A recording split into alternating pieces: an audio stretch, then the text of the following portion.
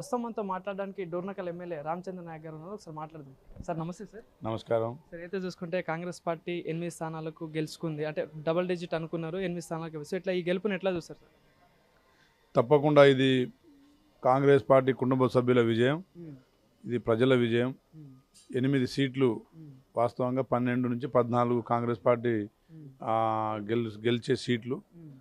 సరే, ఈ TRS party వారి మరి బీజేపీ వాళ్ళ అండర్స్టాండింగ్తో టీఆర్ఎస్ బీజేపీ కుమ్మక్కవ్వడం కొంత, అదేవిధంగా రంగారెడ్డి, ఆదిలాబాద్, కరీంనగర్ కొంత పార్టీ అంటే మనం గెలిచిన ఇమ్మీడియట్గానే ఎన్నికలు రావడం, ప్రజలు ఇంకా సమాయత్తం కాకపోవడం వల్ల కూడా కొంత నష్టం జరిగిన మాట వాస్తవం. కానీ ఇప్పటికీ ప్రజలు ఇచ్చిన తీర్పు 8 సీట్లు మంచి మెజార్టీతో, అంటే మీరు మహబాద్ కాన్ఫరెన్స్ కూడా భారీ మెజార్టీతో గెలుపొందడం జరిగింది సార్. సో ఎట్లా చూస్తారు, అంటే భారీ మెజార్టీ రావడానికి కారణాలు ఏంటంటారు?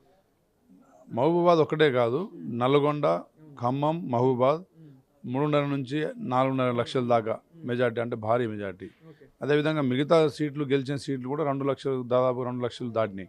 అంటే ఎక్కడైతే ఈ 8 సీట్లు గెలిచినామో అది వన్ సైడ్ మెజార్టీతోని అటుపక్క బీజేపీని, టీఆర్ఎస్ని కనీసం కన్సిడర్ చేయకుండా ప్రజలు తీర్పిచ్చారు.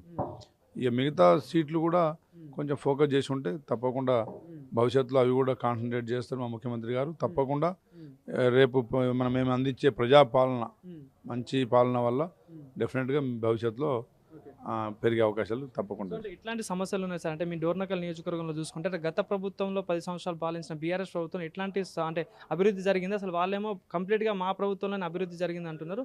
సో మీరు మొన్న ప్రచారంలో కూడా తిరగడం జరిగింది కదా, సో ఎట్లాంటి సమస్యలు బయటకు వచ్చాయి? వారు టీఆర్ఎస్ పార్టీ వారు 10 సంవత్సరాల్లో అభివృద్ధి పక్క పెట్టండి, ప్రజల్ని వంచుకుంటూ పోయారు.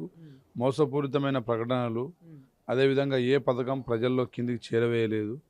వారు పథకాలన్నీ చిన్న అంటే ప్రజలకు ఆశ పెట్టే పథకాలు, చేప పిల్లలు, గొర్రె పిల్లలు, అదేవిధంగా రైతు బంధు, దళిత బంధు అన్ని చిన్న ప్రజలకు ఇస్తున్నట్టుగా నటిస్తూ వారు మాత్రం మన ఆర్థిక వ్యవస్థను మొత్తం కొల్లగొట్టి ప్రజాధనాన్ని మొత్తం వాళ్ళు కుటుంబం మొత్తం మరి మెక్కింది విషయం తెలిసిందే.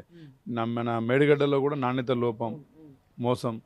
మరి ఏ పథకం చూసినా కేసీఆర్ గారు చివరికి తీసుకుపోయిన పరిస్థితి లేదు. ప్రచార ఆర్భాటాలతో మాత్రం 10 సంవత్సరాలు గడిపేసిర్రు.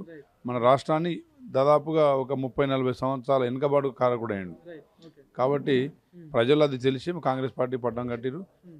కాంగ్రెస్ పార్టీ అధికారంలో వచ్చి కూడా చాలా అనతి కాలం కాబట్టి భవిష్యత్తు ఇంకా ముందుంది. తప్పకుండా ముఖ్యమంత్రి గారు రేవంత్ రెడ్డి గారు ప్రజల కోసమే, ప్రజలు ముఖ్యంగా విద్యార్థులు, రైతాంగం, ఉద్యోగస్తులు, మహిళలు వాళ్ళ భద్రత కోసమే వారు పోరాటం చేశారు. కాబట్టి తప్పకుండా మంచి పరిపాలన అందించబోతున్నాం. సార్ ఇంకోటి చూసుకుంటే సెంట్రల్లో రాహుల్ గాంధీ గారిని ప్రధానమంత్రిగా చూద్దామని చెప్పి మీరు అనుకున్నారు, కానీ అనుకున్న స్థాయిలో సీట్లు కూడా రాని పరిస్థితి. సో ఏమై ఉండొచ్చు అనుకుంటున్నారు? రాహుల్ గాంధీ గారు కన్యాకుమారి నుండి కాశ్మీర్ దాకా వారి సమిష్టి అంటే వారి కృషి మనందరం చూసిందే. వాస్తవంగా మోడీ ట్రాప్లో పబ్లిక్ పడ్డారు. 400 అనేసరికి ఇస్ బార్ 400 అనేసరికి నిజంగానే మళ్ళీ మోడీ ప్రభుత్వం వస్తుందని పబ్లిక్ కొంత మైండ్ గేమ్, మోడీ గారు ఆడిన మైండ్ గేమ్లో కొంత ట్రాప్ అయ్యారు. Otherwise secular party, national party, Congress party సింగిల్గా 100 సీట్లు గతంలో కంటే చాలా డెవలప్ అయింది. అదేవిధంగా ఇండియా కూటమి కూడా దాదాపుగా అధికారానికి దగ్గర వచ్చి కేవలం 30 సీట్లు ఇంకో మనకి ప్రజలు ఇచ్చి ఉంటే కేంద్రంలో రాహుల్ గాంధీ గారు ప్రధాని అయ్యే అవకాశం ఉండేది. తప్పకుండా ప్రజలు కూడా బాధపడుతుంటారు. దీన్ని మనం భవిష్యత్తులో దీన్ని ఇంకా అభివృద్ధి, ఇంకా డెవలప్ చేసుకునే కార్యక్రమాలు కూడా రాహుల్ గాంధీ గారు చేపడతారు. ఇంకోటి చూసుకుంటే ధాన్యం కొనుగోలు విషయంలో కూడా, అటు 500 బోనస్ విషయంలో కూడా కాంగ్రెస్ పార్టీ రైతులను మోసం చేస్తున్నట్టు బీఆర్ఎస్ బీజేపీ అంటుంది. సో ఏం చెప్పదలుచుకున్నారు?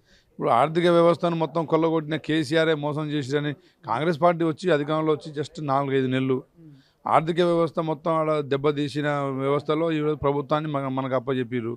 ఈ ఆర్థిక వ్యవస్థను దెబ్బతీసిన కేసీఆర్ను మోసం చేసినని చెప్పాలన్నా ప్రజలు, లేకపోతే రాగానే మనం ఇవ్వలేదని చెప్పి ప్రజలేమో అనుకోవట్లే. కేసీఆర్ గారు ఏంటంటే అత్యుత్సాహంతో అతిగా మరి ఓవర్ యాక్షన్ చేస్తున్నారు. వారు చేసిన ఆర్థిక దోపిడీ ప్రజలకు ఇంకా వివరించే కార్యక్రమాలు ఉంటాయి. ప్రజలకు 500 కాదు, ఇంకా వేరే కార్యక్రమాలు చాలా చేపట్టాలని ఉంది. కానీ ఆర్థిక వ్యవస్థ మొత్తం కేసీఆర్ కదా కొల్లగొట్టింది. అది ప్రజల్లో మేము తీసుకెళ్లే కార్యక్రమం తప్పకుండా ఇస్తాం, బోనస్ ఇస్తాం. అదేవిధంగా మిగతా హామీలు కూడా నిలబెట్టుకుంటాం. Thank you. Thank you.